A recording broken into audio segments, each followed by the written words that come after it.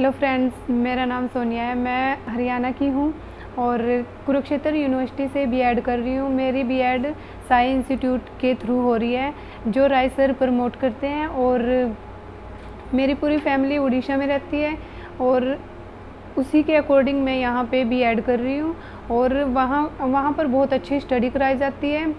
उड़ीसा से यहाँ तक के जो भी अरेंजमेंट होते हैं सब रॉय सर ही करते हैं। और यहाँ की एजुकेशन बहुत अच्छी है।